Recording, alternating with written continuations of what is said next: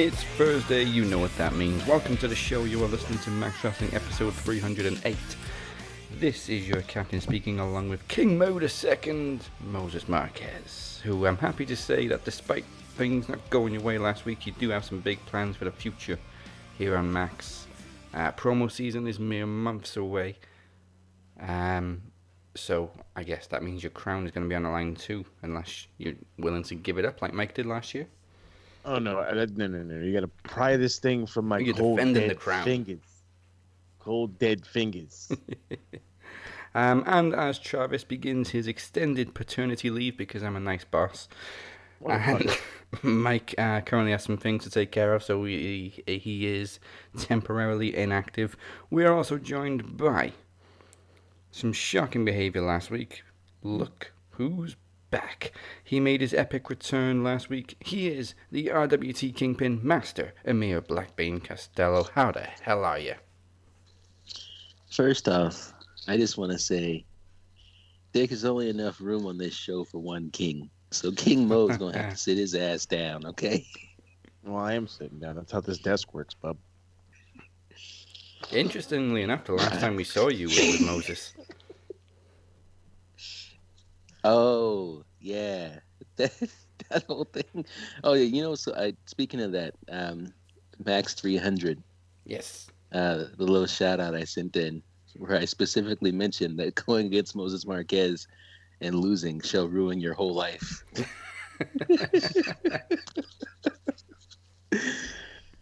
I think I was having a psychotic break when I sent that. It was 2020, we all were. Yeah, right? Exactly. By the way, Moses Marquez is cutting the best promos right now, bar none. Super entertaining, and he whooped on me, and he's whooped on a lot of people since. So very proud of King Mo II. Thank you, much appreciated. Yeah, I've been getting some comments since Amir's been AWOL, and he kind of become your biggest fan. Well, I mean, his son is actually your biggest fan. He's got the only Moses Marquez t-shirt in the world. That's right. And I will not go the route of copyright infringement. So that's okay.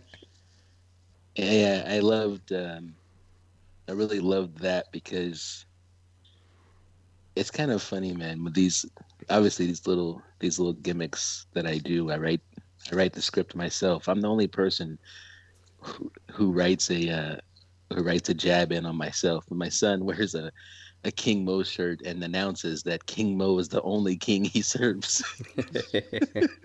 I saw that and I was like, oh well. All I can say is at Promo Mania 15, I think we need a tag match with Rafe and Karis McDonald. That'd be cool. Yeah, I'd love to see it. Good old Demon R. All right, well, before we start the show, normally we start the show by recapping the Smack, but there was also a pay-per-view this weekend, so it's kind of pointless. So let's recap the Rumble instead. First off, absolutely no problem with Edge winning the Rumble. It was out of left field, but I'll take it. Yeah, I appreciate the comeback story, and nobody can say he's not putting the work in. I find it funny looking at the results, though, because we got Edge enter number 1. Lasted 1 hour and 32 seconds. Randy Orton entered number 2, lasted 1 hour and 32 seconds. Did he fuck? He lasted about 5 minutes. I was like, that dude was in the back there getting 30 plus. Come on now. Did you see that little breakdown they had of there's, I don't know if, first off, I never know if something's appearing in Max or RWT because in a lot of ways on my timeline, these groups seem to be very blended. But somebody posted a breakdown of the age of all the wrestlers. You're correct. It wasn't both groups. Oh, okay. Jesus Christ. It's so funny because you don't really realize, okay, when you become an adult and everybody else is an adult, if they just kind of look roundabout your age, you just go, oh, yeah, that guy's probably, 30 or late 20s or something like that. And then you start seeing all these people in their 40s, and I'm like, I didn't even realize most of these people were that much older than me. Yeah, so Otis and Dominic were the only ones that were under 30, I think. That's right. With Otis We being already knew 29. Dominic. That's That was right. crazy. Love it. Nobody eliminated more than 4 people either. I think Big E and Damian Priest both got 4 eliminations. So nobody really stood out in the men's. I mean, for me, the women outshone the men again, which I think they've done every year since we've had a women's rumble. There's Fine by me. a few more surprises. Rhea Ripley stood out again. She got 7 eliminations. And unfortunately got eliminated last, even though she was my pick. When it came down to like the final 4 or 5, though, I was just like, anybody but Charlotte. I don't care who wins, just not Charlotte. Anybody but you, bitch. So obviously we've seen some controversy with Bianca Belair, not necessarily winning, but avoiding elimination, because there was a picture going around of her feet on the floor, but then thank you to Kingpin here, sharing a video of her feet actually dangling one at a time, so shut up, people. Yeah, that also reminds me, it takes me back to that clip. I was just, actually, of course, it came up because of Royal Rumble, of The Rock walking through the back, and he runs into the Big Show, and he goes, "Hey, man, remember in the Royal Rumble where we went over and my feet touched and you actually won?" I mean, a Big Show goes like, "Yeah, you were eliminated. I actually won that one." And The Rock goes, "That the funny thing is, I agree. You should have won, but actually, I ended up winning. And in fact, I have on good knowledge that the person who won the Rumble that year, being me, that's why I was specifically chosen for the role of the Scorpion King. I mean, wow, it could have been you. You could have been the one that was uber famous." And then Big Show, who's holding a laptop, just smashes it in half as he cries.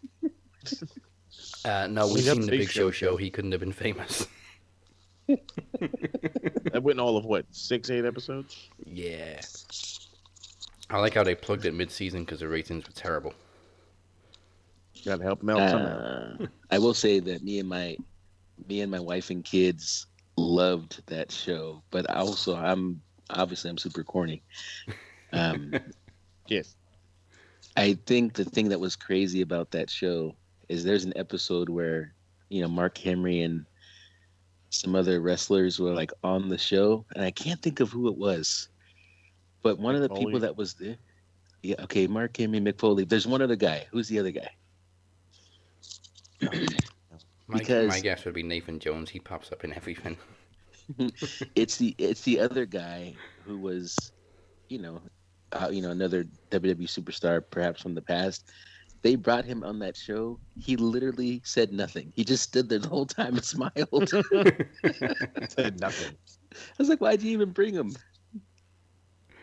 Oh, Lord. That was probably Sean Spears. Yeah, oh, yeah. But Sean Spears, every time I think about him, I think like, or any wrestler that was in WWE, and everybody thought, this person's not being properly utilized because they're here. And then they went to AEW, and guess what? Still nothing popping. Rikishi. So, yeah, was that? Yeah, Rikishi was in it. Okay. All right, Rikishi had literally no lines, but I know it doesn't. He got paid, so it doesn't matter. But right, make your money. If you're Sean Spears, at some point, or if you're the people who spend their entire lives talking about how trash WWE is and how Vince doesn't. But obviously, there's a lot of truth to that. But still, for all his talent, if he couldn't get over in either company at some point, you maybe have to look at him and try to figure out what's happened there. So Rumble kicked off with the WWE Championship between Drew McIntyre and Goldberg. Now, everybody was nervous about this match going into it. Oh, yeah.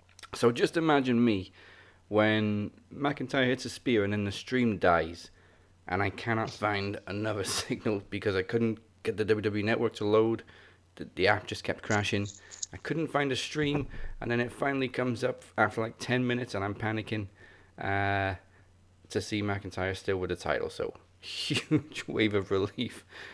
Yeah, especially given that I couldn't see what the hell was going on. But the official match time was 2 minutes 32, even though they beat the shit out of each other before the match. How long was the fight before the match? It must have been about 5 minutes because I couldn't get a stream for like 10 minutes, and then the match itself was just over 2 minutes. Can't go long. Yeah, he never really has been able to. But I will say this about Goldberg: I don't care about his spear anymore. I don't care about the jackhammer. But I will sit down and watch his entrance any day. I don't care. But you bring him back, just have him do his entrance, and then once he gets to the ring, just send him right back to the back. Eat a finisher and see you later. All right, bye. See, that wouldn't be so bad. It's when he comes in and just squashes people for no reason. Well, yeah.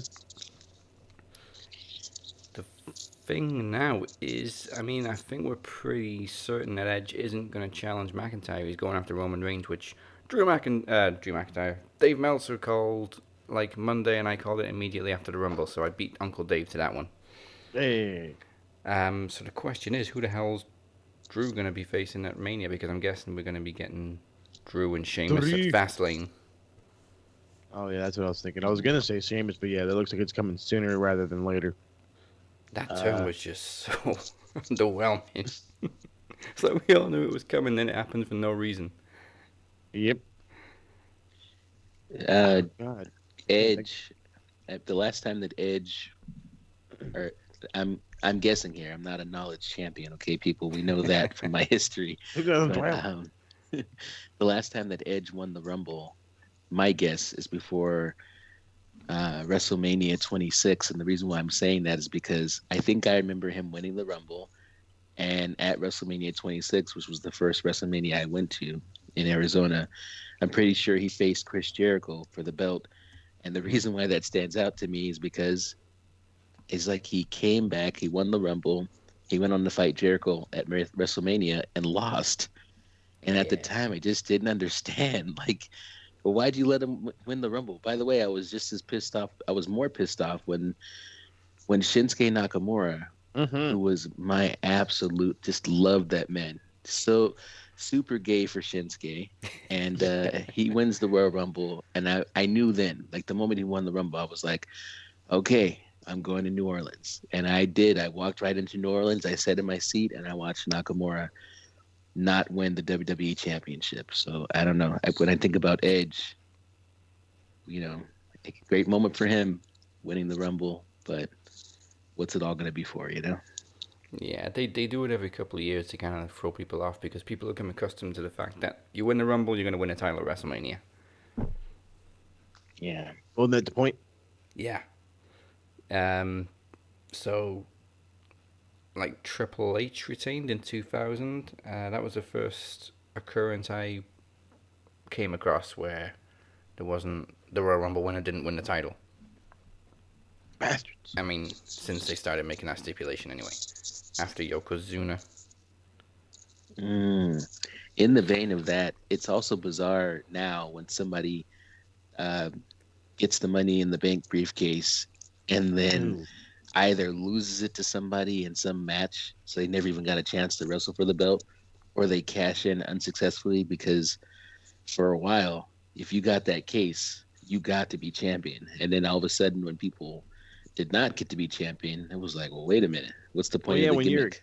When you're a geek like Damien Sandow, like, oh, I'm just going to challenge you to a match. Like, you fucking... Oh, man, that cash-in pissed me off so much because he beat the crap out of Cena and then cashed in and then lost. Yep. What an idiot. But we forgive him because that stunt double gimmick was, oh, man. It's great. You'd be hard-pressed to find something better than that, Yes. However, I can't be so forgiving for just ruining Otis. He should have been the next world champ. Fuckers. I just couldn't picture him as world champion. Oh, come on. I've stood right next to Otis. I've sat ringside back in Arizona, but this was for the Royal Rumble. But this wasn't at the Rumble though. This is at a smaller NXT show, so it was really easy to get to the front. And I saw Otis just right there, live in front of me. And I will tell you that he does not look like a world champion to me. I think I was like pretty much eye level with his ball sack, and I was just like, these don't look like world champion balls to me. Come on now.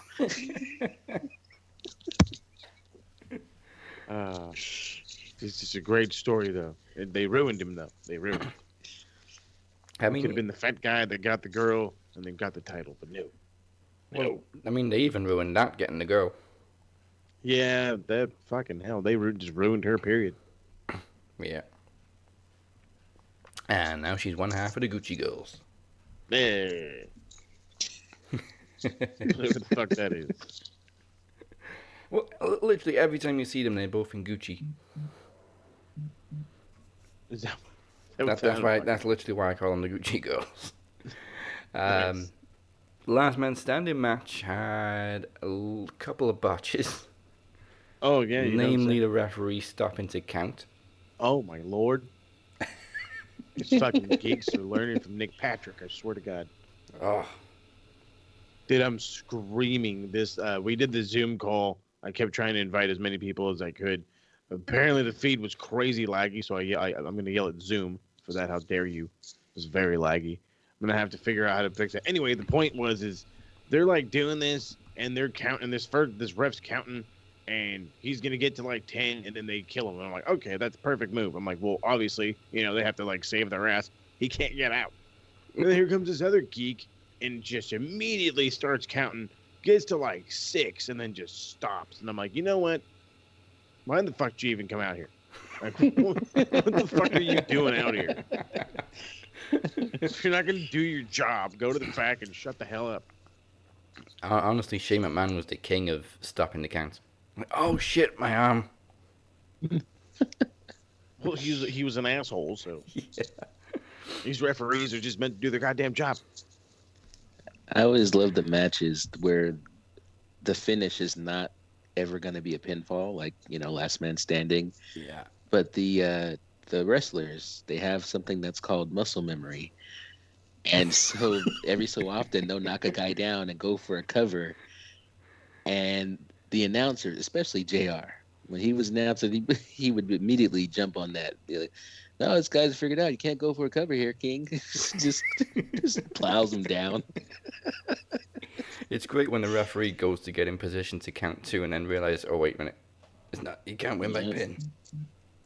Can you imagine Vince McMahon going off in the earpiece? God damn it! You're all fired. Gonna hire you back tomorrow. Right. Yeah. Also, I couldn't participate in the Zoom call because I had to keep an eye on the results and the drinking rules. And Mike Charlie, by the way, was so into the drinking game. Hey, trust me. We a bunch of us were over here as well. At least I was. My wife enjoyed the Bad Bunny show, and then she's like, She's like, what are you doing? Why are you keep getting beers? I'm like, there's a drinking game. There's drinking rules. Yes. She's like, don't you have to work tomorrow? And I'm like, it's light beer. Whatever. The women's tried to kill me too because it was like, okay, I'll take a shot for NXT. Shotzi Blackheart comes out. Okay, I'll have a little bit of a rest now. Like, literally, Shayna comes out, and then the next entrant, Toni Storm. Jeez. I was like, oh, crap, I know. And then there's a free agent, Jillian Hall. I know, I was like, oh, crap. Oh, no. I'm going to run out of stuff. I gotta be honest, I did slow down a little bit because I thought, if I continue with the women's, I'm not going to make it to the men's. Hey, don't feel bad. To make up for the whole thing, I like shotgun to beer. I was like, I am not taking shots for this. I've got to work. So I'm like, all right, let's rack this up. I had like a notepad. Where's my notepad? There's my notepad. And I just wrote stuff written down. I was like, all right, when you're done, you need a shotgun of beer. I'm like, all right, here we go. I was standing in the kitchen. My wife's just like, I'm like, don't worry about I think King I'll Mo, make it a little easier next year. you brought up Bad Bunny. I think I have a couple of thoughts about Bad Bunny. First Please off, do. yeah, my first and overwhelming thought about Bad Bunny goes like this: what the fuck? Um, you have Fuck a is the Bad song that's Bunny? called Booker T. Also, those are the only English words in the song. And GI Bro stands out there with his arms folded, looking intimidating in an empty arena. In an empty arena, he just stands there and looks intimidating the whole time. As Bad Bunny kind of dances, like, listen, Bad Bunny, if you can hear me, I don't mind the fact that the song is in Spanish, and I don't even mind that you moved around a lot. But if you're out there with GI Bro, kayfabe or not, how about you stay in front of him? Because the thing where you stand behind him and you're singing, now this just got a little weird. You know what I mean? Half the I lyrics were think you're pyro taking down too. GM. Right? It was. I don't know. The whole thing was really weird. I It was so weird. my again, my wife. That was the only real reason she wanted to watch the show. She could give a shit about anything else. And I was like, so who's this fucking geek again?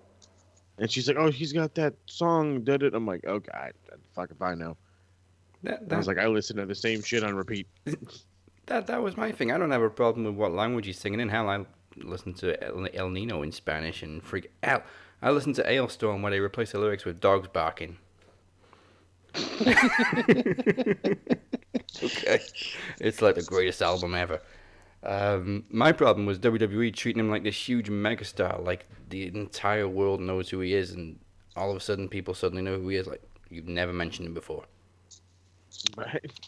And then That's even Ryan man. Satin went on and like he's one of the biggest musical acts in the world right now. So I pull up Apple Music and I'm searching on the most popular tracks and there's no sign of him. Mm, And I don't even know that's half of these Bad people, Bunny. let alone Bad Bunny. That's Yeah, bad, buddy. I didn't know who he was like at all. When I saw him, I saw a clip. I didn't.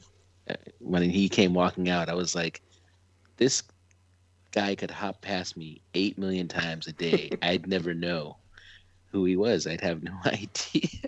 But if He's you're some Booker weirdo. T, let's just assume Booker T doesn't speak Spanish. Yeah. The problem, I'm sure he when doesn't. the problem when you don't speak the language is you have no way to keep time. Do you understand what I'm saying? Like, okay, if you speak the language, you go, okay, I've heard this song before. This is the beginning, but also I know when the end's coming. But when you don't speak the language, he's like, fuck, I've had my arms crossed for 3 days. Is it ever gonna end? He's like, why are they moving the set? Why is he still talking? Yeah. I mean, at least with Kevin Federline all those years ago, they literally just said, oh, he's married to Britney Spears. Okay. Not this guy. No, he's one of the biggest musical acts in the world right now. Nobody knows who he is. Okay, but I guess, that geek got beat up though. Like, so that was like the upside. He got beat up. So That's I guess, because like, he it was way whatever. out of his league with Britney Spears. Yeah, you're fucking telling me, bud. John Cena had the greatest line ever. If K-Fed wasn't if K-Fed wasn't around, I'd be spearing Britney. Yeah, right. Oh, nice. But I digress.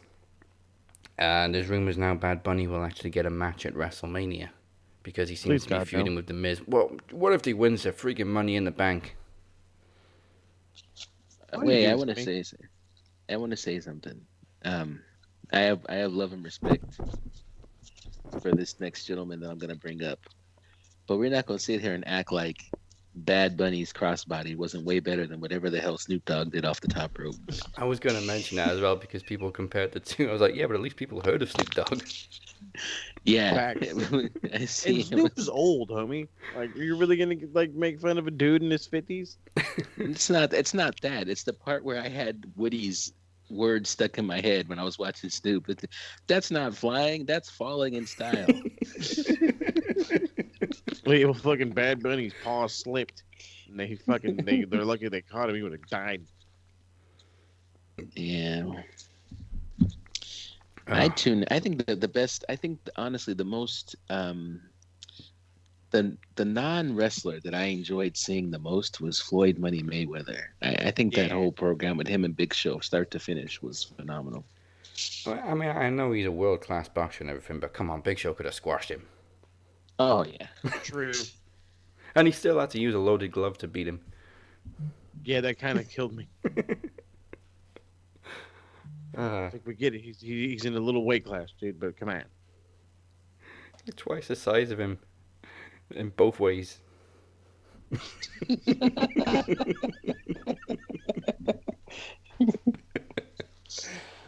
I can't think of a favorite celebrity act. I mean, the one that didn't really disappoint was Stephen Amell because he put the work in. yeah. Beyond that, Seth Green looked tiny next to Triple H and Shawn Michaels. And True. What about David Arquette? I know he's put a lot of work into it. well, he's put a lot of work in afterwards. I mean, the whole WCW thing was obviously a publicity stunt, but man, he's damn near killed himself on the indies. Yeah. Yeah, it's because he talks a lot of shit. Oh, what? Literally any hardcore implement? Yep, yes, use it. It's Oh yeah. it's the scene out of The Wrestler with Mickey Rourke. I was like, staples? Yeah, sure. Do they hurt? Yeah, they kind of hurt coming out. Okay. Oh god, that part killed me.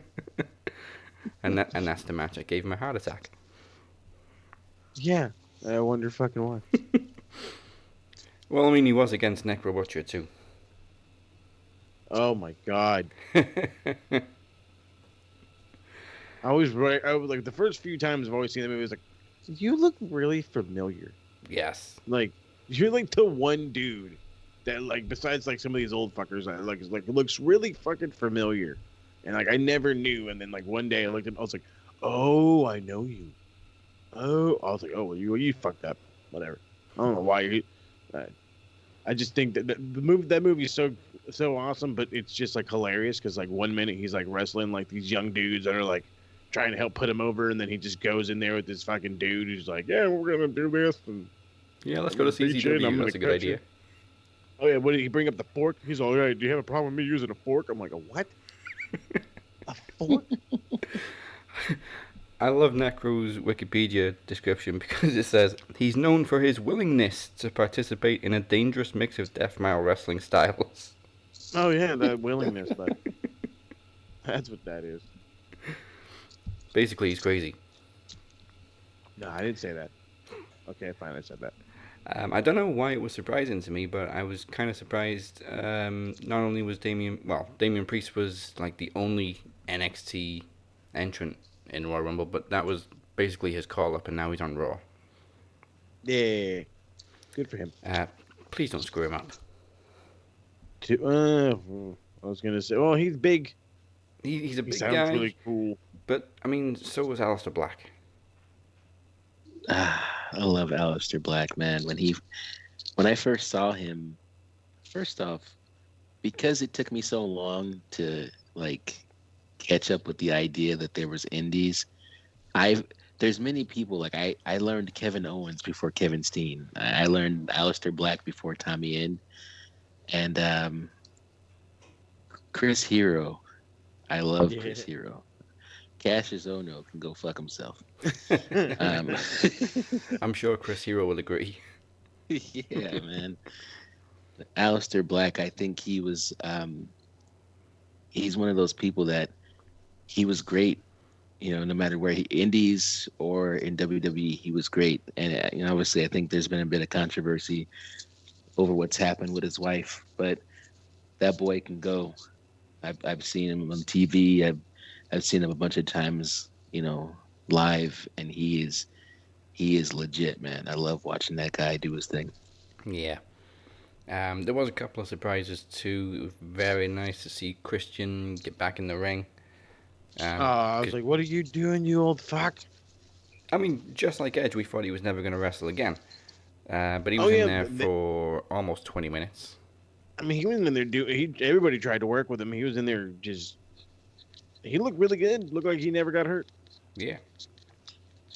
I don't like the fact that he was there because I feel like I like Christian, but I feel like WWE always brings Christian around to be a part of Edge's moment, and Mm-hmm. I don't like it for Christian. Like it would, because for their careers, if you look at their careers, after they split up as a tag team, obviously Christian is the Janetti, and I hate Mm-hmm. the part where he's always brought back in to be Edge's biggest cheerleader. Like, stop disrespecting this man. Like, he's great in his own right. So I mean, okay, Edge wins the Rumble, and then Christian's there and hugs him, and that's in a lot of ways that's a good moment. But it's also like, how many more things does Edge need to accomplish while Christian stands in his shadow? Come on, man. Yeah, I mean, unfortunately, Christian's always been an Edge's shadow. Yeah. Apart from the one time he broke out as a creepy little bastard. But that was great because he was working with Stone Cold, who apparently is like one of his closest friends. Oh yeah. Wow, I didn't see that coming. Also, Christian is kind of responsible for the "what" chant. What? Exactly. Please explain. So, I was so stunned. because Christian damn it. and Stone Cold were such good friends, and Steve's, getting a little older, his hearing wasn't great, and whenever he would call Christian, everything Oh, I remember this. everything Christian would say, he was like, "What?"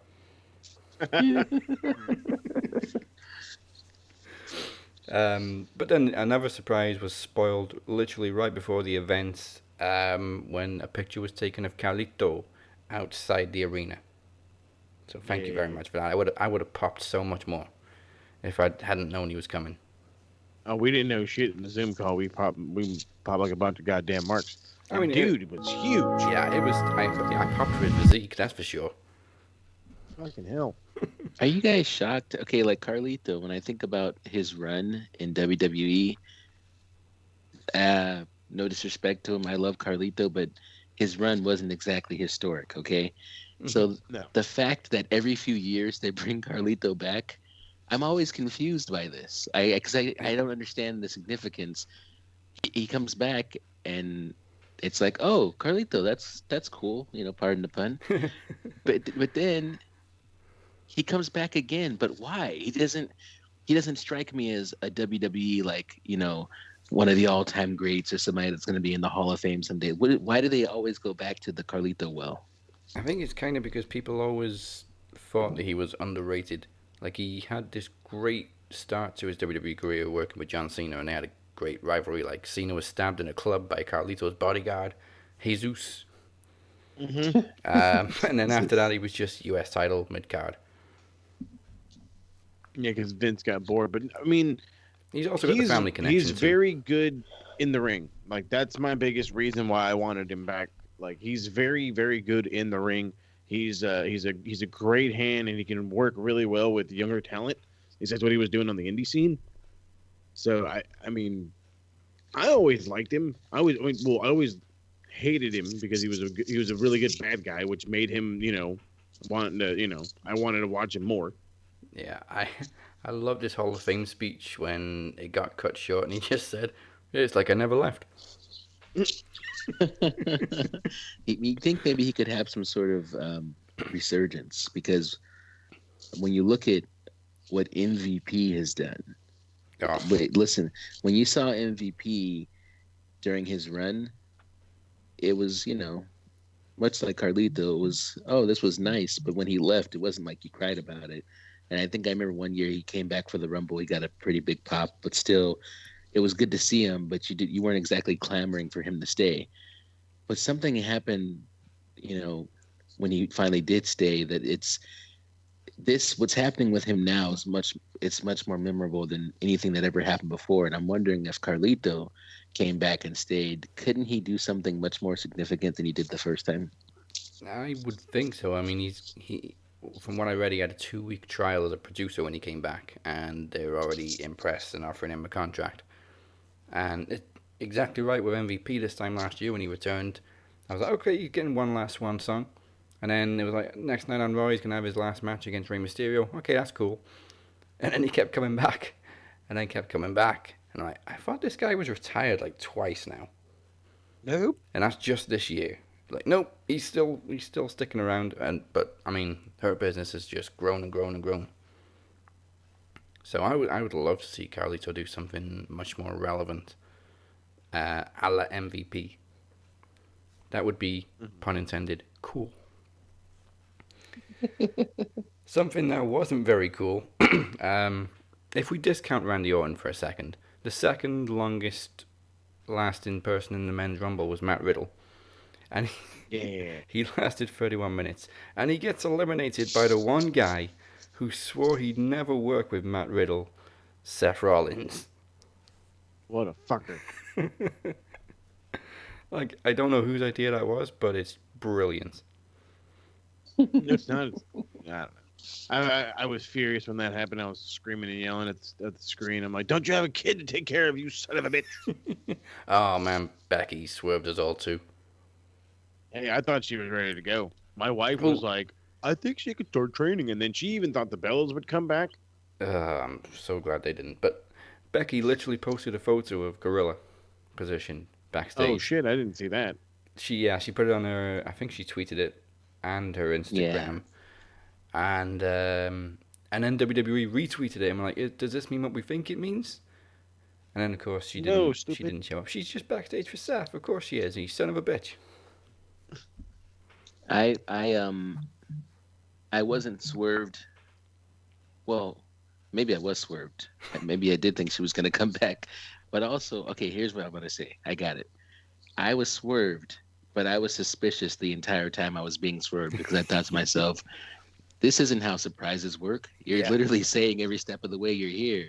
So don't know why you would do that. And she changed her banner on Twitter to say, like, it was like a picture of her. It says I'm back or something like that. I was just like, why are you doing this? But I never got to the part where she wasn't going to show up. I just thought, oh, she's back, but she's being dumb about it. You know what I mean? Yeah, it wasn't like Ronda Rousey saying, oh yeah, I'm in a completely different country shooting a movie. Keep it kayfabe, brother. Crazy. Ronda Rousey played it the most kayfabe out of so many people. No, I'm not even in the country. Crazy, yeah. She claims she basically shits on wrestling, but she loves wrestling so much, like childlike giddiness for wrestling. Right. She's just a damn good heel. You gotta love her. You know what I mean? Yeah. And I'm sorry, low key, I do kind of miss her. I miss her high key, bro. Way high. You know. I don't give a shit. Fair enough. And also a bad night for Matt Riddle on Raw 2 the next night, as he just got mollywopped by Lashley. Of course, because they don't know what to do with him. Nope. Fucking geeks. I think he was like 3 hurt. He looks like a legit action star. When you look at Matt Riddle in the Royal Rumble, but also any match he wrestles, his hair looks so greasy and so sweaty. Like by the time he's done wrestling, you know, like those old school movies, like recently, not long ago, I watched Bloodsport for the first time ever because I listened to the New Day podcast, and they went through this whole. By the way, love that podcast, but Bloodsport, they were like, you got to go watch it. So I was watching Bloodsport, and John Claude, you know, just pouring with sweat, fighting for his life. That's Matt Riddle every time he has a match. You're like, is this kid gonna make it? He's literally given every ounce in his body. You know what I mean? And it's great. Speaking of great, like how hard did you guys pop? Well, at least I know I was going absolutely bananas for the best 60 seconds of wrestling between him and Daniel Bryan I've ever seen. Oh. Yeah, they were both eliminated by Seth Rollins. He's a fucker. Why did everybody... I felt like it was a blast from the past. Remember that year on the Rumble where everybody just knew Daniel Bryan was going to win, and then Roman Reigns showed up? Or there was the other year, too, where everybody thought Bryan for sure would at least be in the Rumble, and then Rey Mysterio came out. Yes. Why this year was everybody thinking Daniel Bryan was going to win? They did kind of tease it. Mm-hmm. Like it's the last thing on his bucket list. And he's only got like a year or two left before he retires again, I think. Yeah. Also, he would have made a great opponent for Roman Reigns. So, Yeah. he was definitely my pick. But yeah, Same. man, that year poor Rey Mysterio got so much heat. He didn't even do anything. It's just that he wasn't Daniel Bryan. Exactly. By the way, I remember yelling at him too. I've always loved Daniel Bryan. Um, and in particular, I got a special place for him in my heart because the man is so damn selfless, and the way that he put Kofi Kingston over um, at WrestleMania. I mean, their whole program.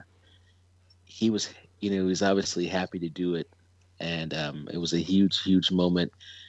And I don't, looking at it, he was the perfect, dance partner for Kofi Kingston because he found a way to be super engaged, but simultaneously he kept himself out of the way. So it was about Kofi every bit of the time, and that is an art that is difficult for almost anybody to master. But Daniel Bryan is, world class, man.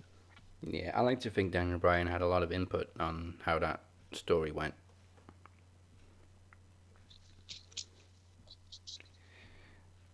Now, the other thing from the Rumble, and well, first of all, I was disappointed as fuck that the Fiend didn't turn up because it made no sense.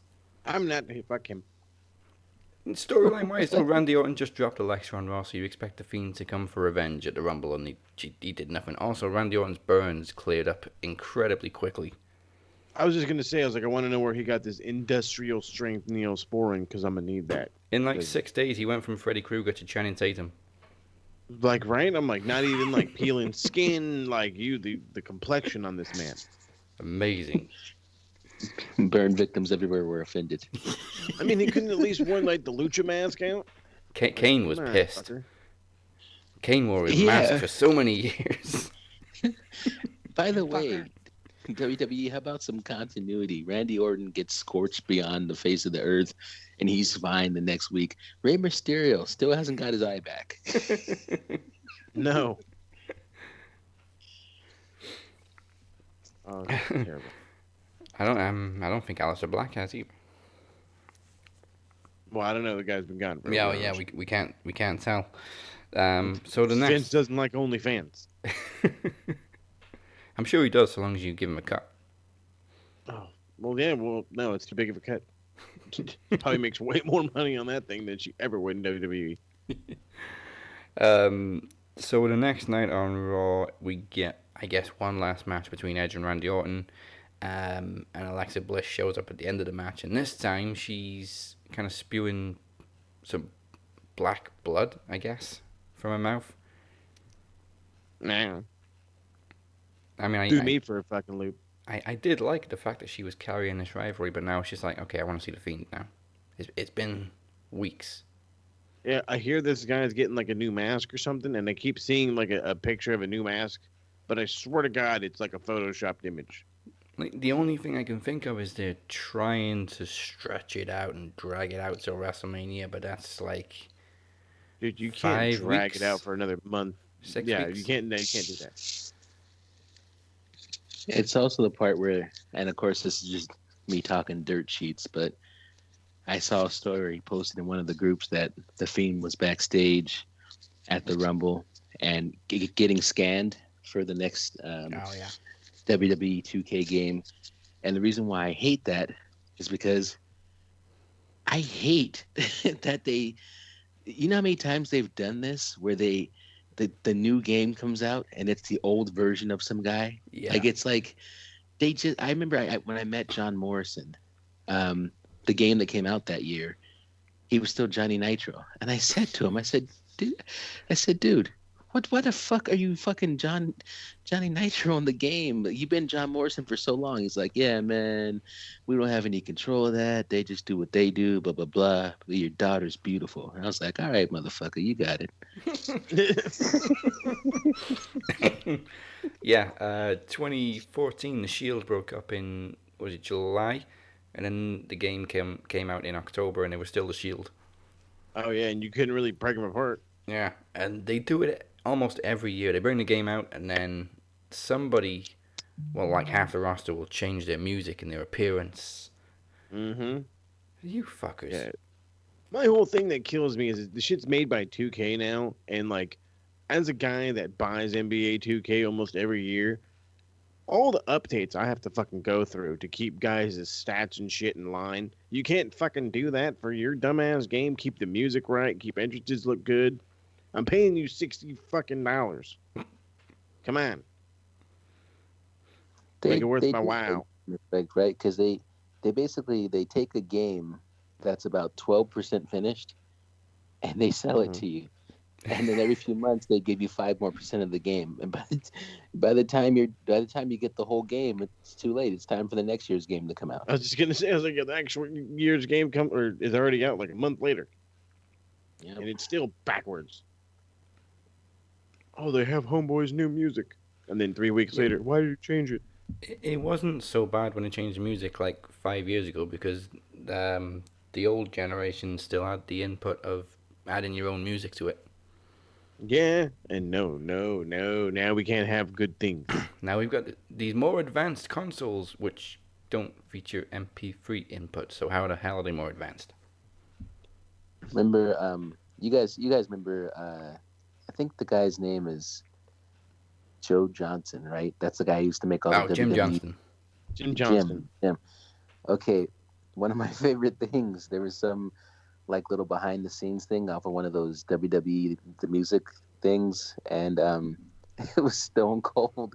This is one of the funniest things he ever said to me. This motherfucker was like, yeah, I remember meeting Jim Johnson. I remember the first time he played, the Stone Cold track for me. It was like, psh, dun dun dun dun dun dun. And I looked at that, I thought to myself, what a fucking moron. Anybody could have done that. Anybody could have came up with dun dun dun dun. Stone Cold don't give a shit. No. I think they put that in a skit too for originals. And then great. Austin was like trying to get him to drink a beer, and he wouldn't drink a beer, so he smashed a guitar over his head. Yeah, that's what I'm talking about right there. I still got my WWF, it was like called Aggression. Essentially, remember when Run DMC did the DX and Stone Cold, Snoop Dogg did Stone Cold song, and there was all these rappers that basically did all the wrestler entrances. It was good. Yeah. Really good stuff. The Kane and Undertaker track from that CD, both phenomenal. They should have really pumped that out more, bro. To this day, that stuff is good. Man, I love the Aggression version of the DX theme. Yeah, that was really good. It was like one lyric for the whole song, but I loved it. Yeah. The king of rock, fool. Tell me my hobby design. I'm like, I don't know what these fools are saying, but it sounds amazing. But it sounds cool. Yeah. And the thing is, Road Dogg used it the most. I'm like, yeah, this is definitely the kind of stuff Road Dogg listens to. What is the deal with Road Dogg? Is Road Dogg, is he part black or something? Because the way he be, shucking and jiving. I think he's from like Alabama. Okay. I think he's from Tennessee. Is he from Tennessee? I think so. I don't know. See, if Mike was here, Mike would know. Yeah, he would. That also reminds me of when DX dressed up as the Nation and X-Pac was in blackface and he named himself Ms. Ark. Oh yeah, with the bodysuit. Yeah. And just before we move on, we are now joined on this post-Rumble edition by the new promo champion and still knowledge champion and new co-predictions champion with Mike and Moses, the Phoenix. How's everybody doing?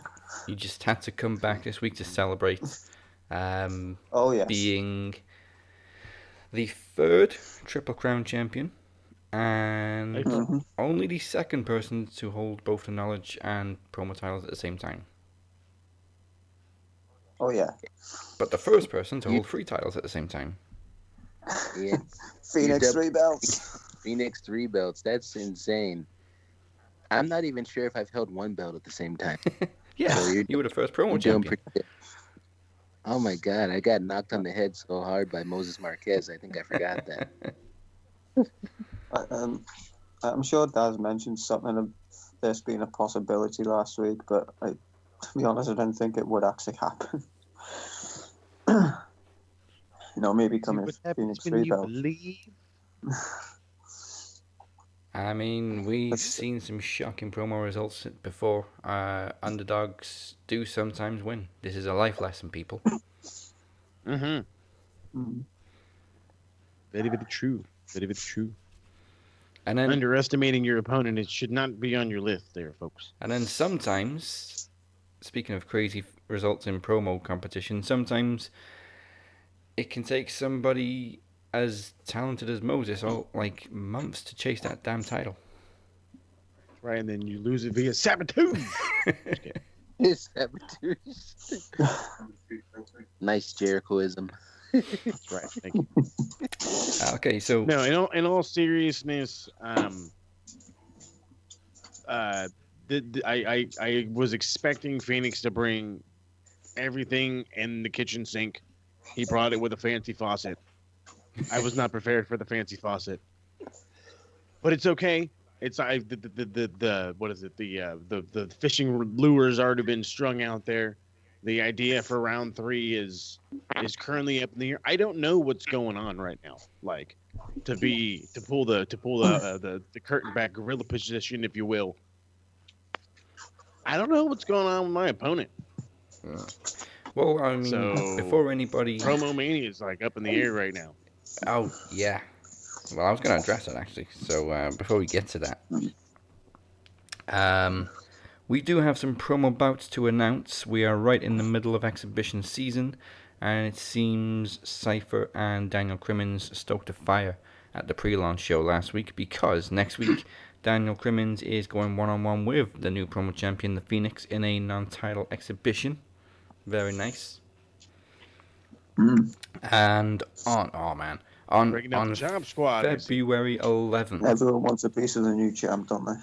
Yeah, I wasn't sure if Crimmins was like calling you out for a title shot or wait a minute.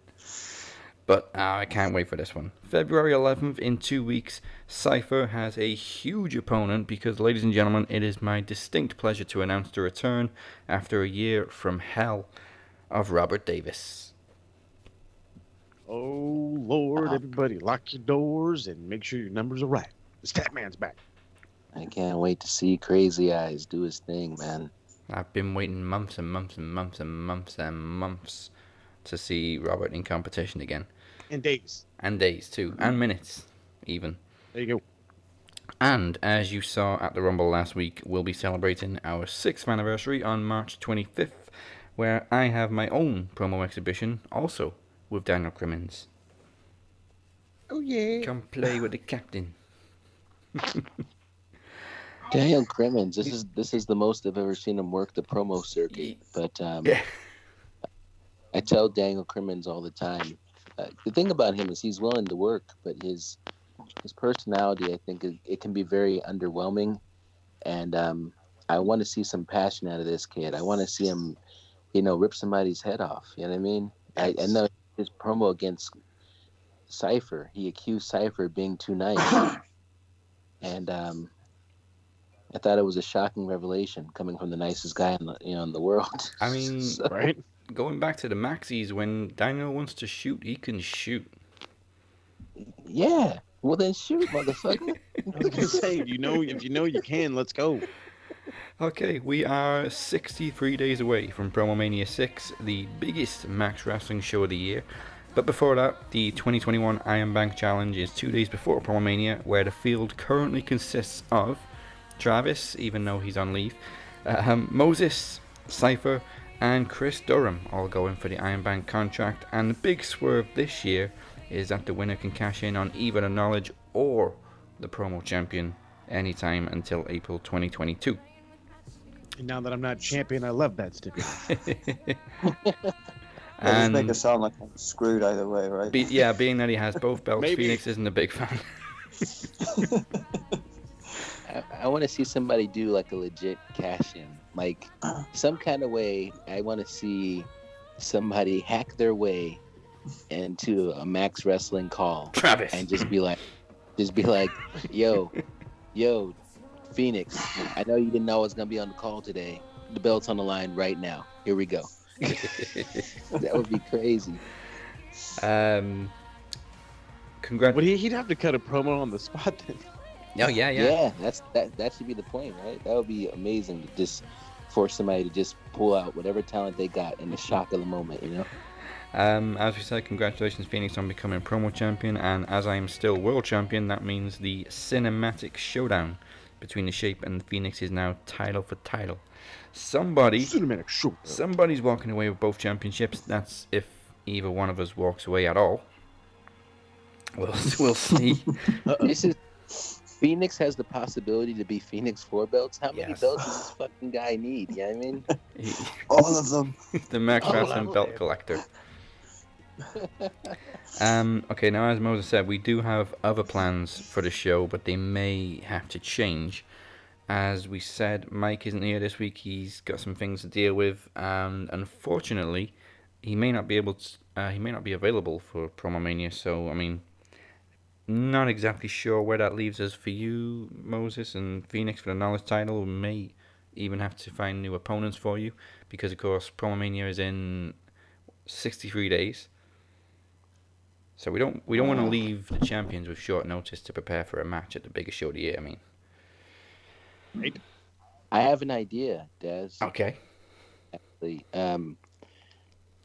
Moses, he kicked my ass in a promo, and my life hasn't been the same since. My kids won't speak to me. The dogs won't let me walk them anymore.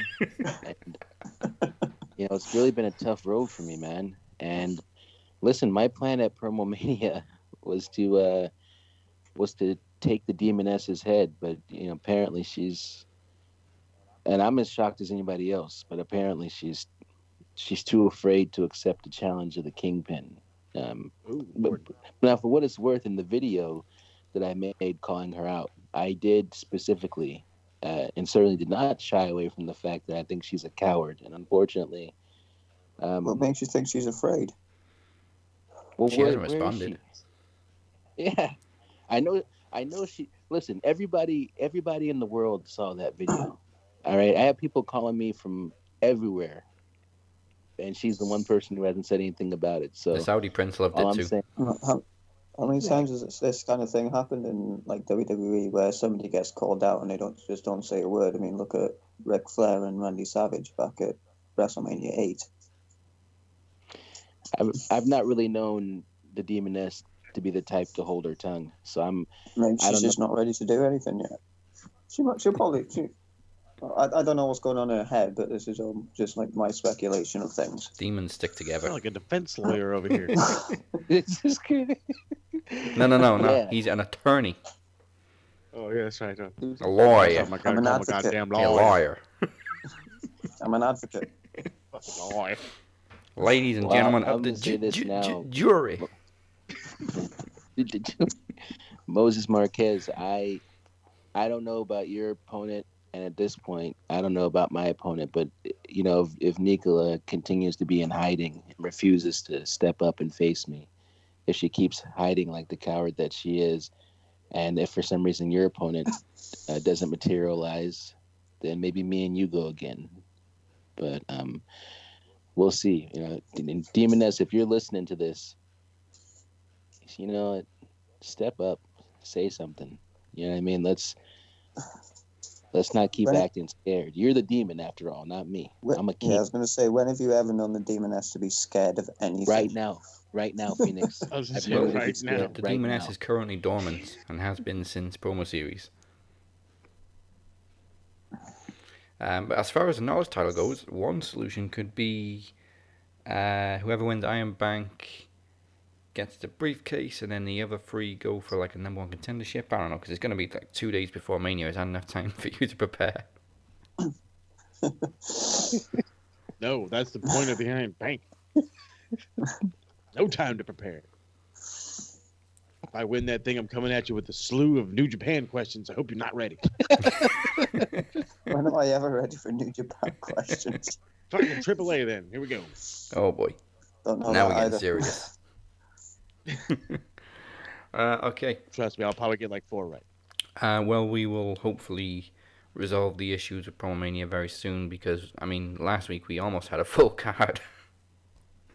However, That's what we thought. if you're watching on YouTube, make sure you like and subscribe. If you're watching on Facebook, like and share. And whatever podcast platform you may be listening to, don't forget to follow or subscribe right now and take it to the max every single week. And since I'm the only person on next week's episode who follows Impact closely, we're continuing from last week. This is Impact in 60 seconds.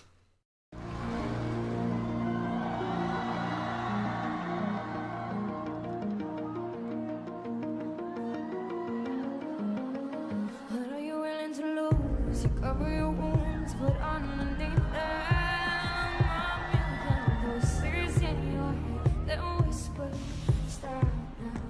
Another twist in the knife, it's on the screws, it's on your mind, and it's fighting you. I'm sorry, storm's coming. Well, kid, what you gonna do now?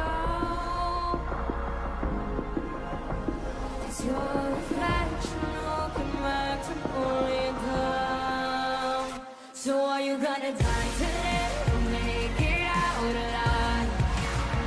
Gotta conquer the monster in your head, and then you'll fly, fly, phoenix fly. It's time for a new empire.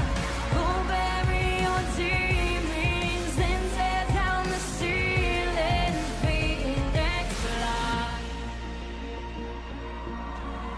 And that is why, Phoenix, at WrestleMania, the shape is literally coming to face you. You made a mistake yourself. And the funny thing is, I don't even think you realized it. I can promise you, the shape will return to face you. Burn! So are you gonna die today or make it out alive? Gotta conquer the monster in your head, and then you'll fly, fly, phoenix fly. It's time for a new empire. Go bury your demons. We all have our demons. Ceiling, phoenix fly.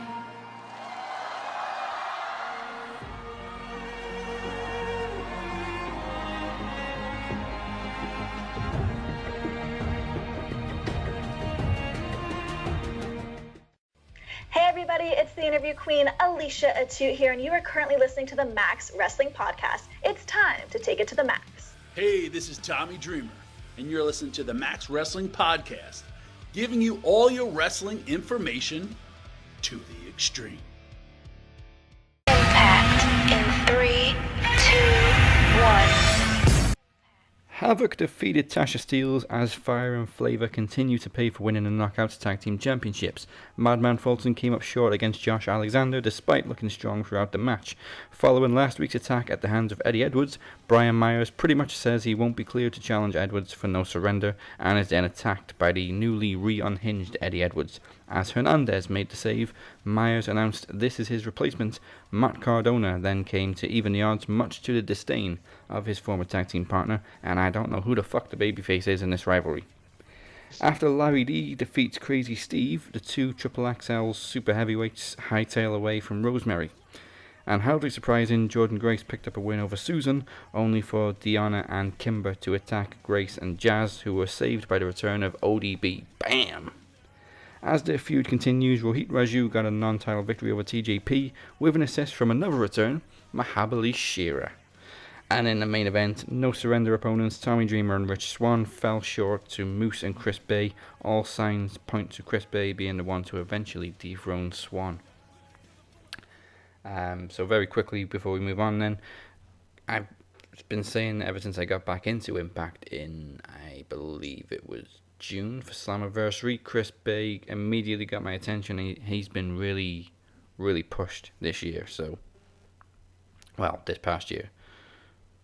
So I wouldn't be surprised if a world title is on Chris Bay's horizon. I've seen one Chris Bay match because his name started popping up everywhere, and so I YouTubed his name, and he had a match with Shane Strickland and some indie promotion or whatever, and I watched it, and I was like, holy crap, they both are amazing. Him and Swerve, it was a great match, very well paced, and this was a few years ago. I mean, this dude was good back then. I can only imagine now. Yeah, he's taken the X division by storm, or the finesse division. All right, it's time for the longest part of the show as we enter the Wednesday Night War Zone.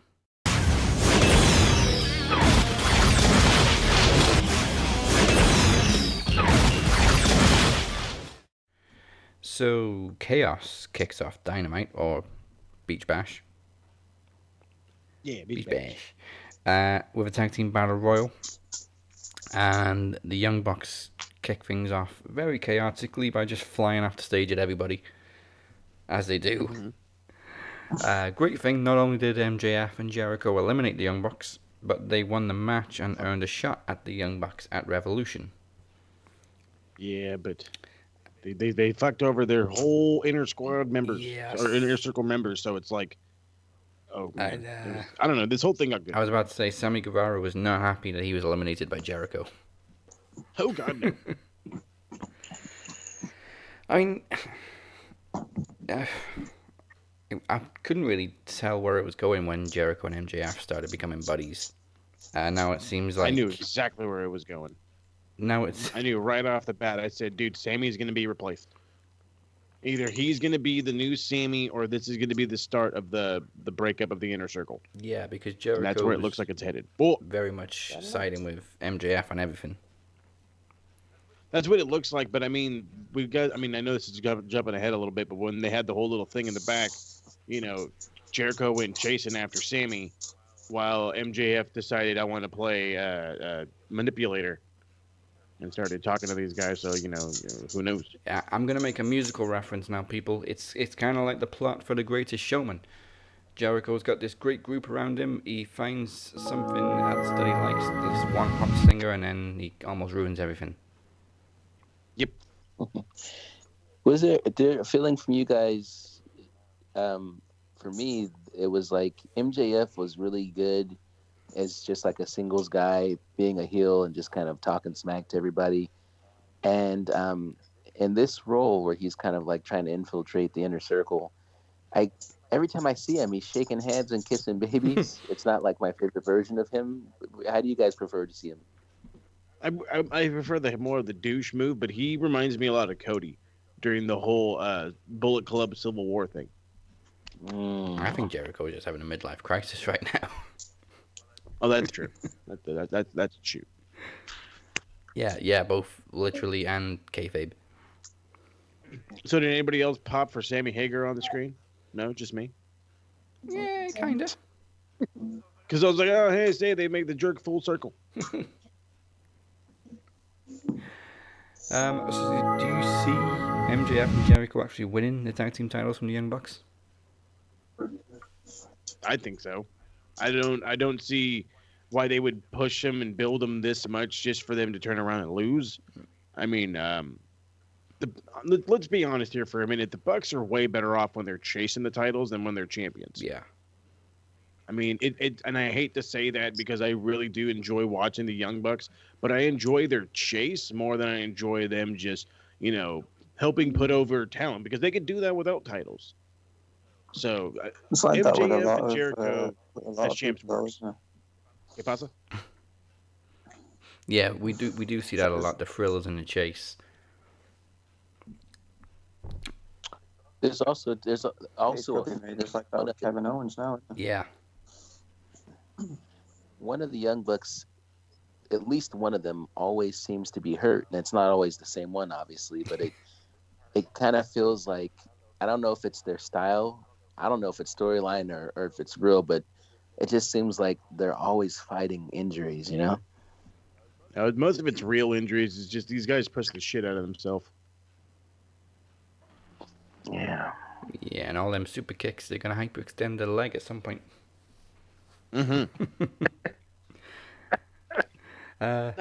Explains why Shawn Michaels had so many knee injuries. Yeah, and Taker, dropping on his knees all the time. Oh, yeah. It's a wonder Stone Cold never had surgery on his ass. That we know of. Following a random video package of Jade What's-Her-Name working out, we had another segment with Sting and Darby Allin interrupted again by Team Taz. Lame. Is it?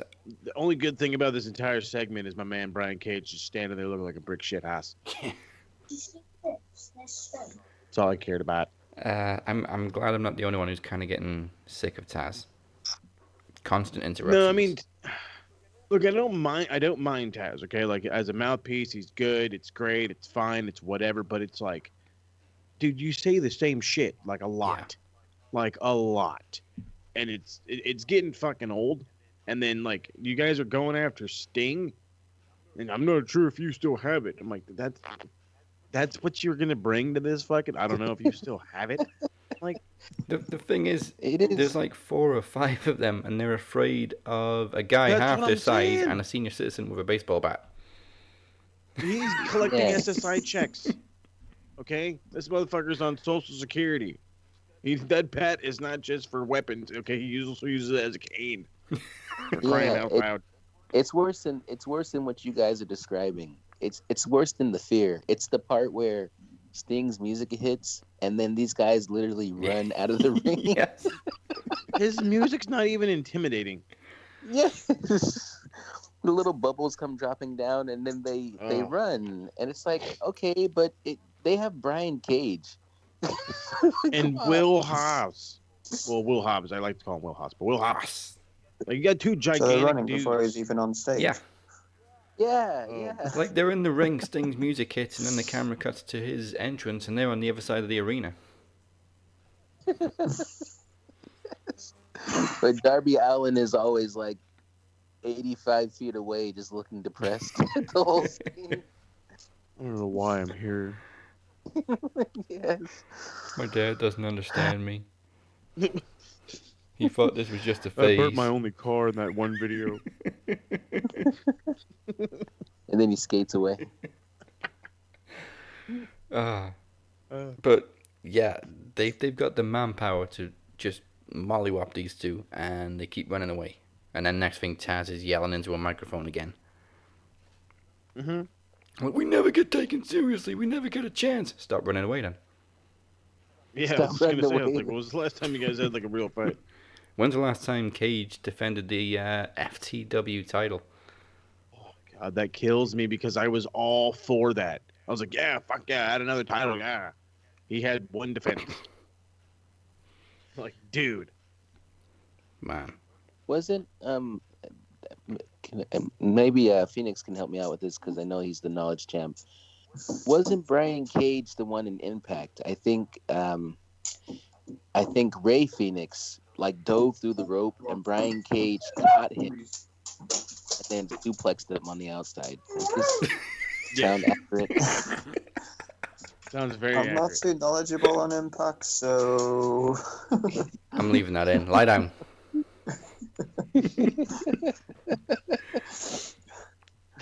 It sounds familiar because they were in Impact around the same time. Yeah, he dove through the ropes. Yeah, no, you're right. He caught him in a suplex. Yep, caught him in a suplex position. I think he like slammed him on the stage. That sounds about right. It was just crazy. It was a crazy transition because his feet never touched the ground. It was just like obviously just brute strength. But yeah, hopefully some more stuff can happen with this because obviously I get really engaged in like the writing and for things to make sense. And I know I think everybody had this feeling of like WWE is like this bizarre place and nothing here makes any sense. And now we got some of our favorite people running the business over in AEW, except for a lot of things still don't make sense. Like if you guys were booking AEW, how would you book this angle differently? Honestly, I think Brian Cage would be better on his own. Yeah. I did kind of like the idea of Taz being in his corner originally, but then they brought in Ricky Starks, who I can't stand.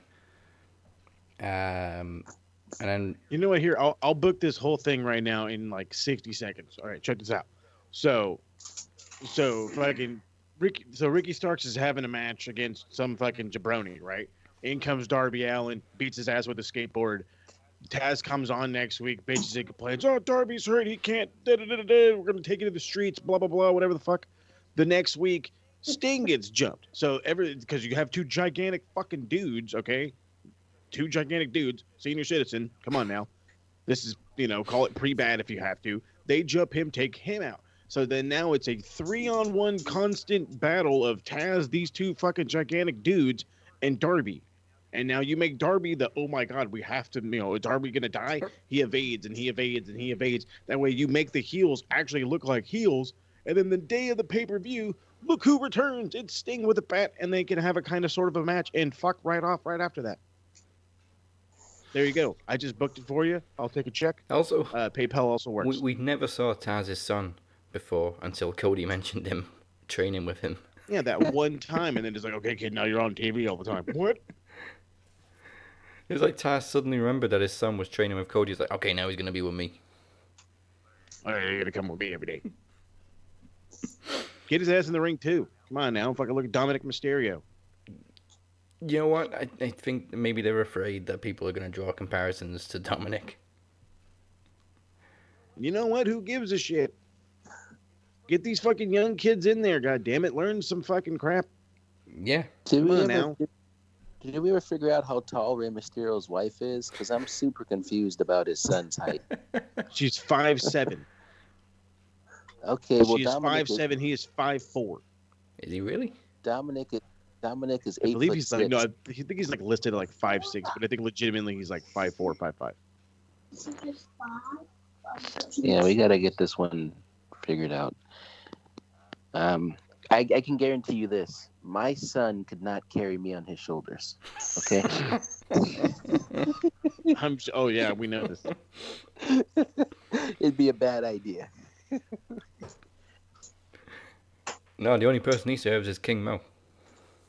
There you That's go. right. That's right. We finally saw Britt Baker versus Thunder Rosa. Britt Baker with the win was really good. after Rosa goes headfirst into the exposed turnbuckle. Oh, dude, her selling made me fear for her life. Yes. I was waiting to see some blood. Oh. I was like, oh, she's dead. Why does nobody do anything? She's fucking dead. She's dead. Like they immediately had a trainer at ringside. He's all just slowly getting in there. I'm like, motherfucker, hurry up. She's dead. The match is over. Go check her. And then she just pops up, and I'm like, you fucking bitch. I mean, to be honest, Britt was kind of all over her for the whole match. Hey, she really was, though. I mean, like I said, it was very good. And that's something I've been noticing, too, that how AEW's women's division has been getting better, and look who's at the head of it all. It's fucking Britt Baker. Yep, I've been saying almost all year that she's next in line for the women's title. Dude, she's been next in line for that women's title for months, barring all these injuries. Well, I mean, she probably would have been first in line if it wasn't for that injury. Yeah, that's true. I don't know how you guys feel, but I can't stand that little belt. It's so tiny. It's awful. No, it's the worst. It's the worst. A bracelet. No, we're all on the same boat. It's a bracelet that happens to fit around most of their waists. Yes. I mean, it looked like it was made distinctively for Riho, and that's it. And then they give it to Nyla Rose. It's like, what the fuck? Is that a And ring? I'm like, no. Yeah, when they gave it to Nyla Rose, it reminded me of WCPW when they first got their world title, and they got it from the real belt makers, and they thought it was for a bunch of nerds. So they gave them like a fucking small ass belt. Nyla Rose could use it as a choker. Yeah, she could. Jesus Christ. Oh, Now- my goodness. Yeah, that belt is disrespectful. What were they thinking, man? I can't imagine how much Moses enjoyed this next match. It was Hangman. This next match, this whole thing. No. Fuck off. This thing's fucking killed me. So, goddamn Hangman Page, who's already, like, on my shit list, because he told the Dark Order no. I don't know why you do that, you fucking loser. Maybe they don't drink. So, then So they made you drink. Hey, fuck out of here. So, goddamn Matt Hardy, apparently, because he's got 19 kids, he's trying to keep up with goddamn Phil Rivers around here.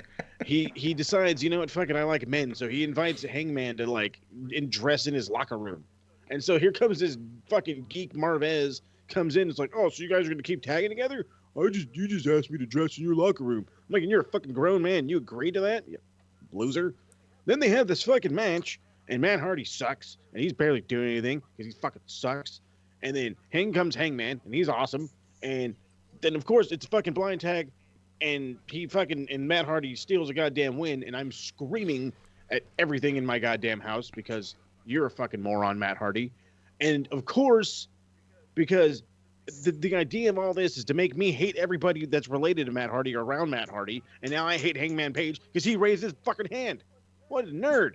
It also didn't help. Didn't help that they were against Lufa and Serpentico. Who, I mean, not to be rude or anything, but nobody ever wants to see Lufa on TV.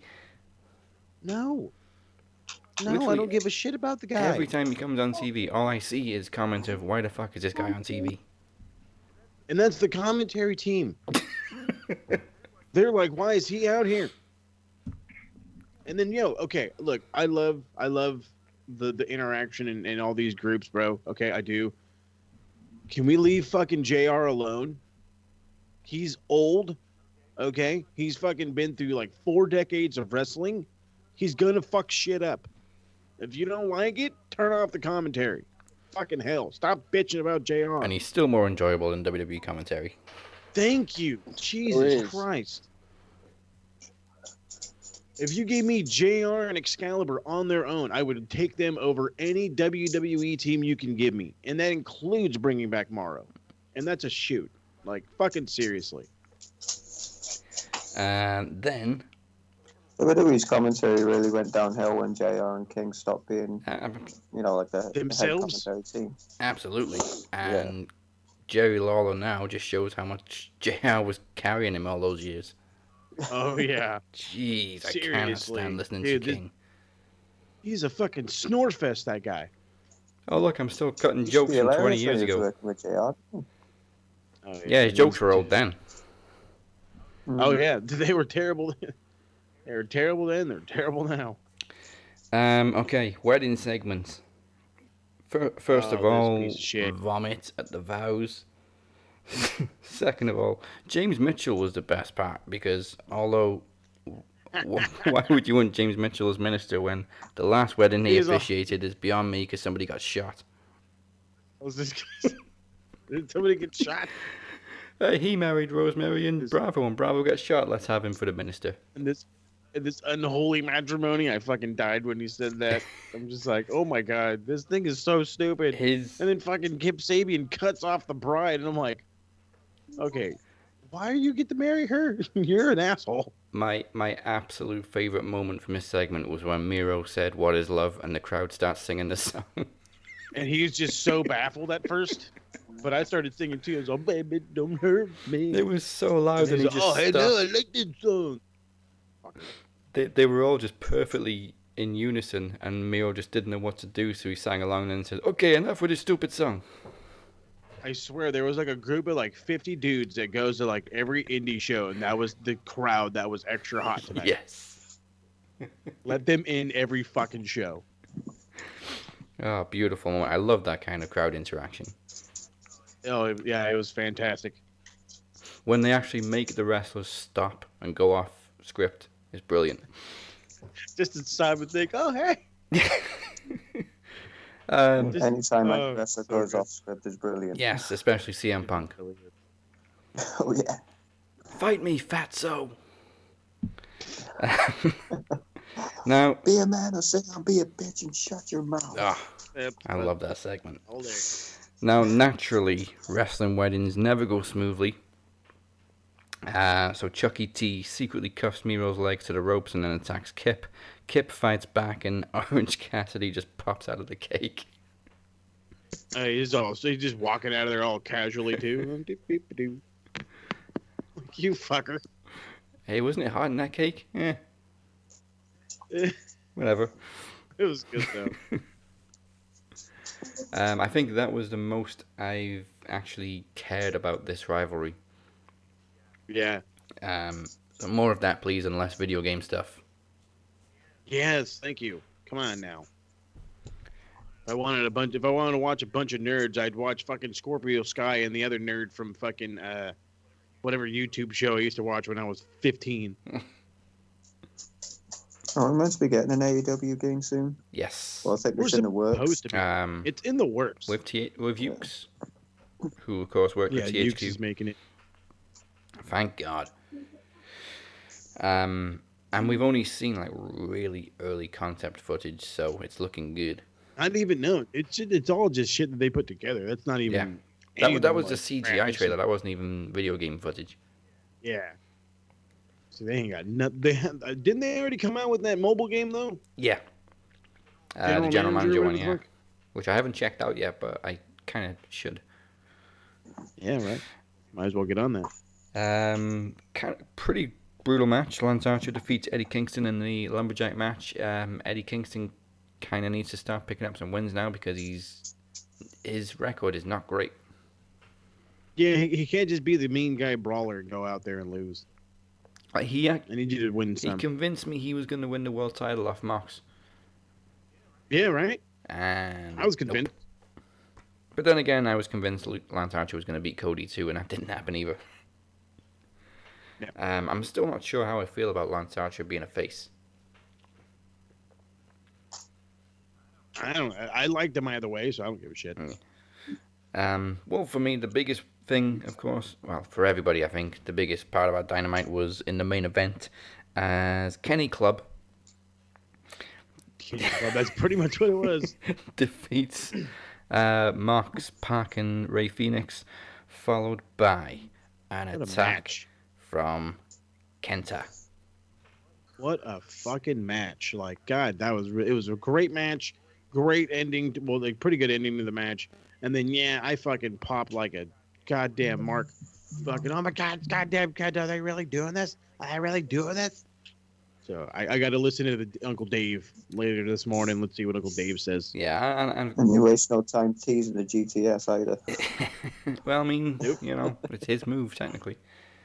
But Tama Tonga jumped straight on it and said, you know, go give a slap to Festus and Mini Festus, and it's kind of making me now think that maybe Tama Tonga's been playing us all along. I'm pretty sure he's been playing us all along. I really hope so, because, I mean, we get the whole friggin' Bullet Club in Impact and Dynamite. Shit's gonna fly off the fan.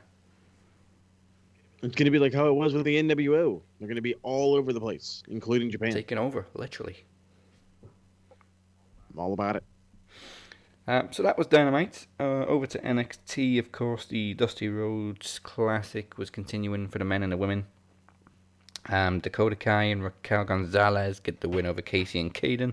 Why would you beat my team? Well, Travis's team too, much to his dismay.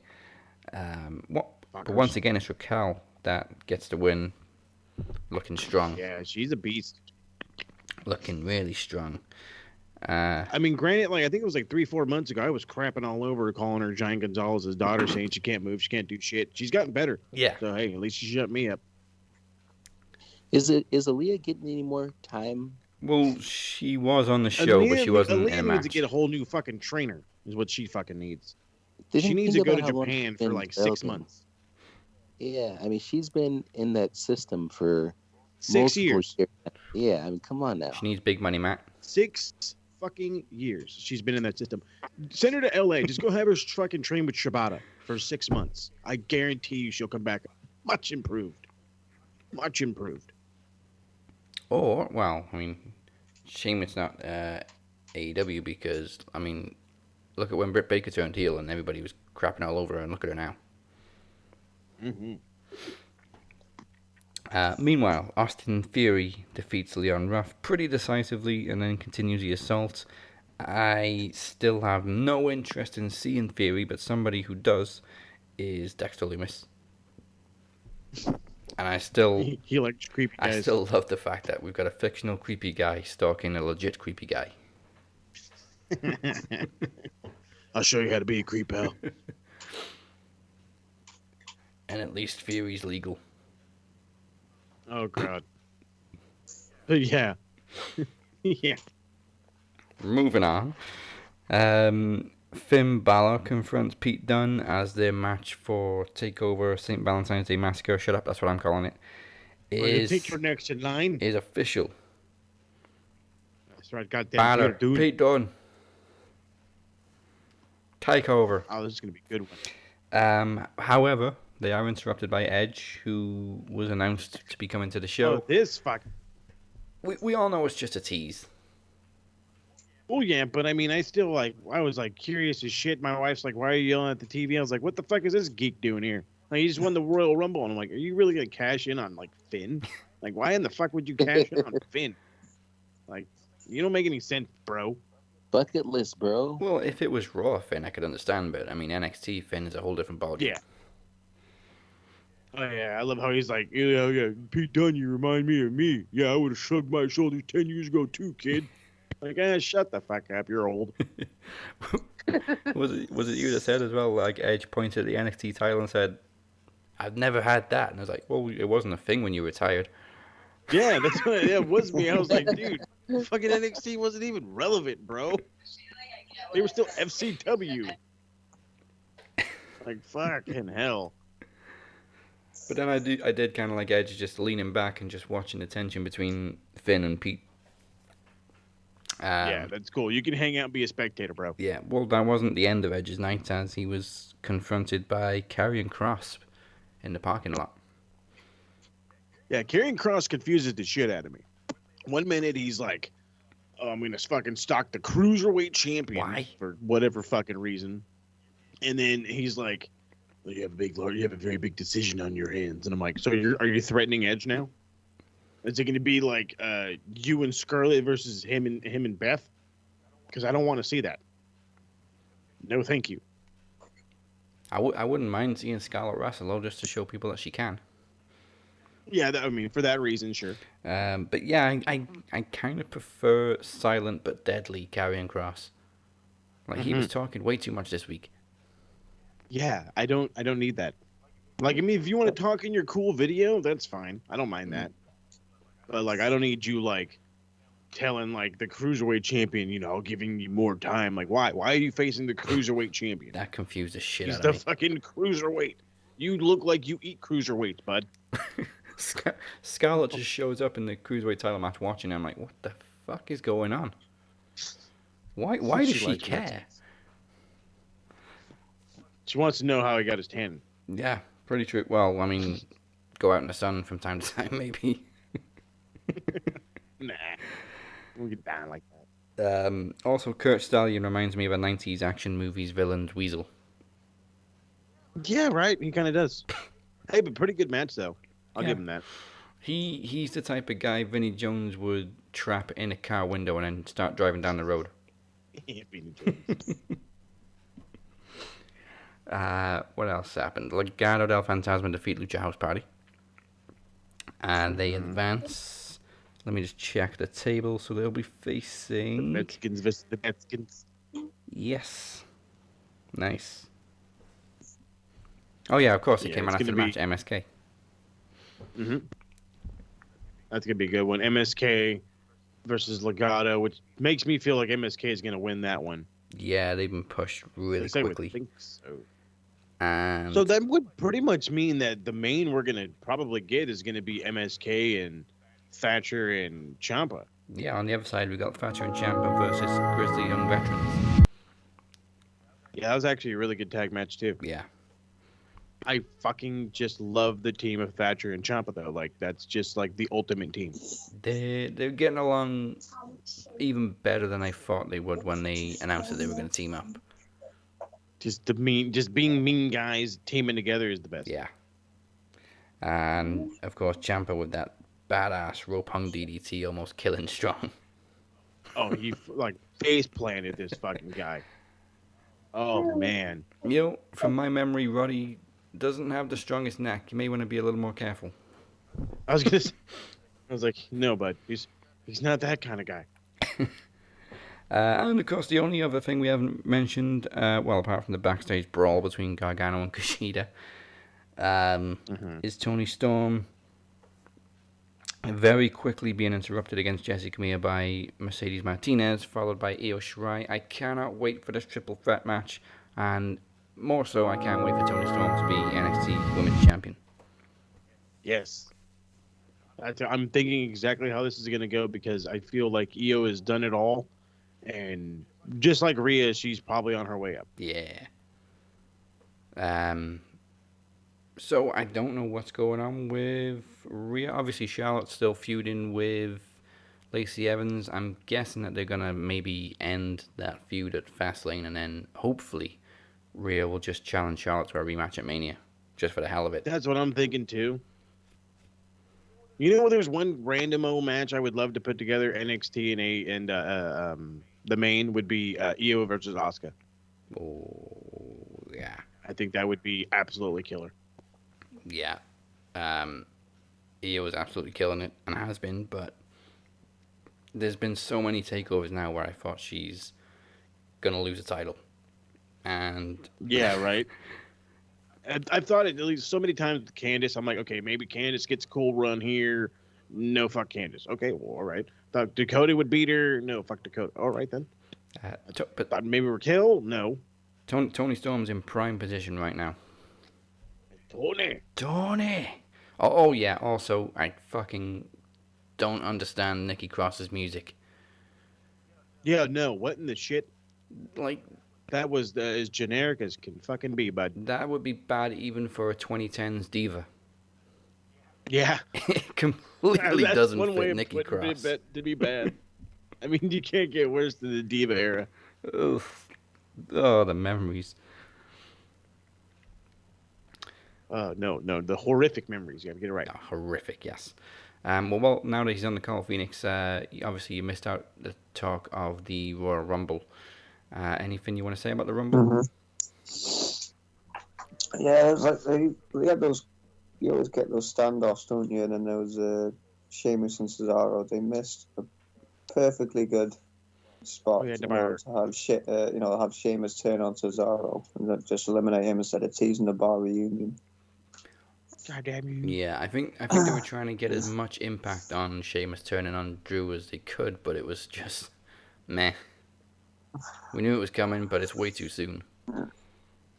I was actually hoping it would because I thought they were on the same brand, weren't Who, Sheamus and Cesaro? And then they. No, Cesaro's on SmackDown, but Sheamus randomly popped up on SmackDown last week. Mm-hmm.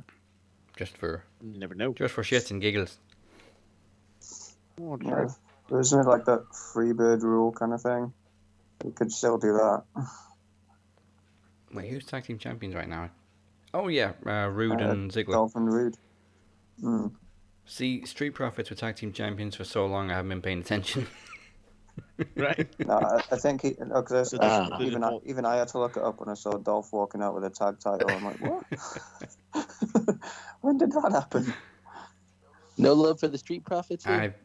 I've never liked the Street Profits. I mean, I don't mind. I can't even remember their names now. Montez Ford and the other one. Something or other. Dawkins. Angelo Dawkins. I don't mind Dawkins, but I can't stand Montez Ford. He's just way over the top. That's the point. He's the better. Too bad in the ring. I just think the promos are a little forced over the top. On the smoke. Yeah, that's a fair assessment. I will tell you, when AEW first came out, I immediately thought to myself, well, if we could just get Private Party taking on Street Profits, that'd be a cool match. You see? All right, crickets, got it. Well, for me, Private Party. Oh, I hate the Street Profits. Private Party are what Street Profits should be. The fucking Private Party. Can't stand them. They're the fucking Geek Squad. Thanks to Matt Hardy. Yeah, but they're still not fully convinced that he's taking all their money. Oh yeah, because 50% I don't sign contracts because fucking Snoop Dogg. Goddamn bullshit. I do love his logic and his maths and everything when he's on Impact. So if you get a match on Impact, that's 50% of that contract, and then 50% of this contract. I get 30%. That leaves you with 10%. Wait, what?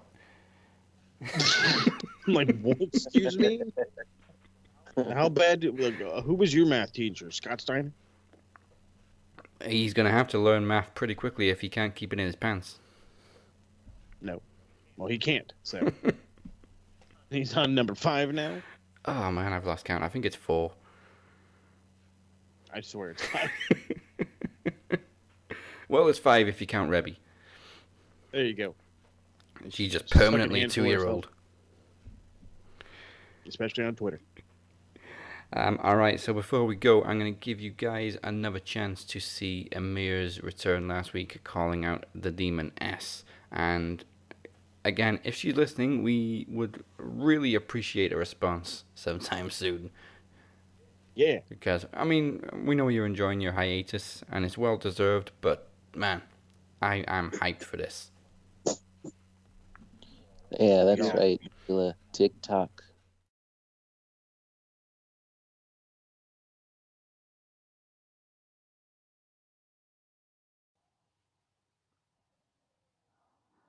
Hello, Kingpin. We are intrigued by you. It's very nice to meet you.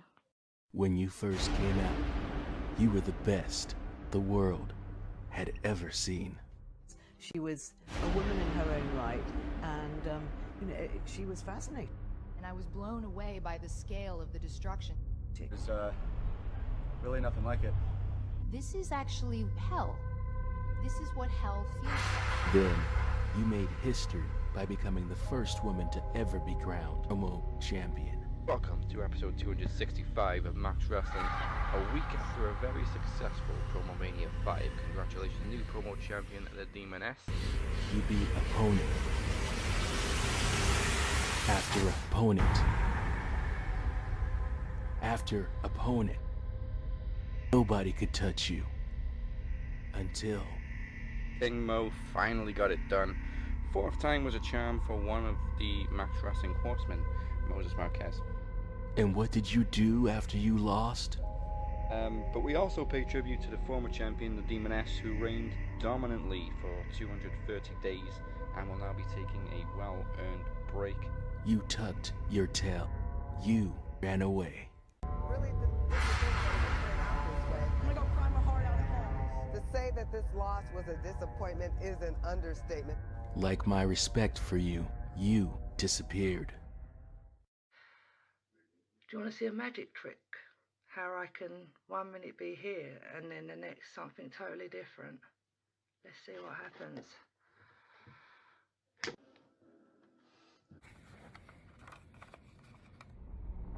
I am gonna tear you apart.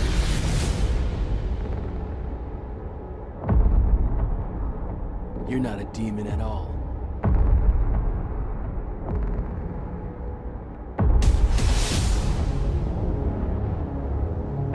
You're just Nicola McDonald.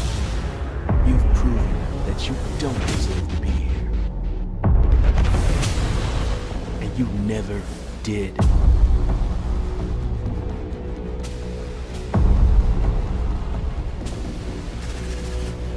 But I'm gonna bring you back, Nicola. I'm gonna teach you a lesson. I told the world you couldn't be beat. You made a liar out of me. You know, Nicola, you always say, Embrace the madness. Embrace the darkness. Everybody dies. at Promomania, I'm the one you're gonna kill yourself to.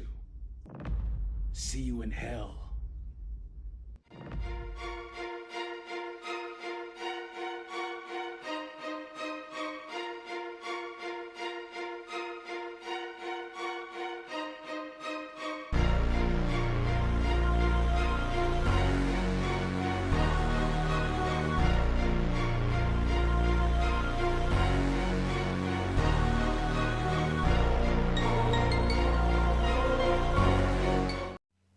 Well, it is time for us to tap out and bid you adieu. So before we go, remember to like and follow Max Wrestling on Facebook, subscribe on YouTube, and follow us at Max Wrestling UK on Twitter and Instagram.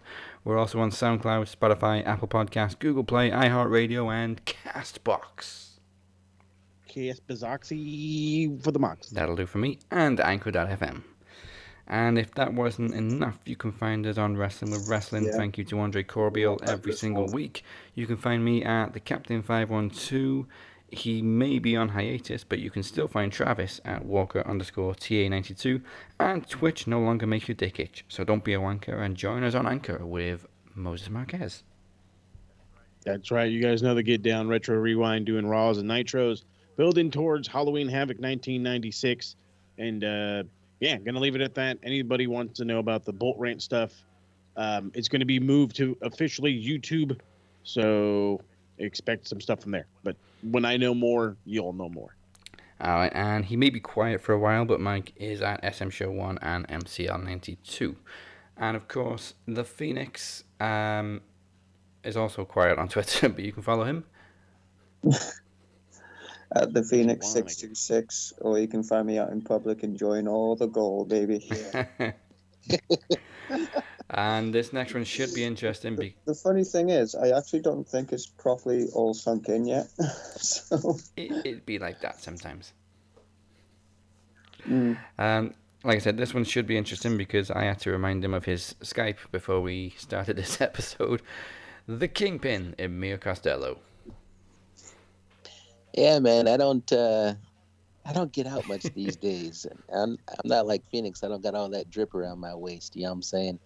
But every now and then I still pop my head over in RWT. I want to give a shout out to Harold Joseph Hunter III, Robert Davis, Moses Marquez, and all the boys and girls holding it down over there. You don't really have to find me. When I need to, I'll find you.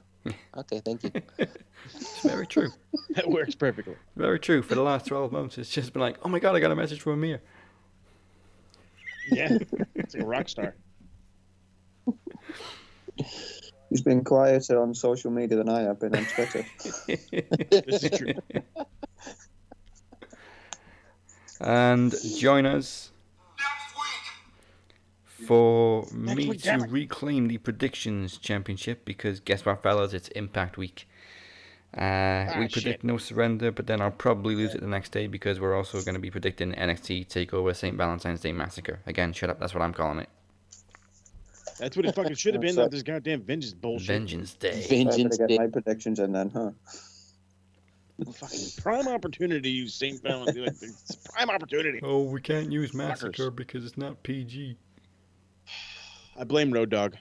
You know what? When they were looking for a new name, I bet it was Road Dogg that came up with that. Yep. Well, we need a new name with Day. We used to have Judgment Day, and we needed a name beginning with V. How about Vengeance? Vengeance Day. Oh, you didn't know? That's what they should have called it. Takeover. Oh, you didn't know. And that is the bottom line. Goodbye. Mwah, and good night. Bang. Hold them while you can, Phoenix, because round 3's going to Russia. Got nothing but time, boy.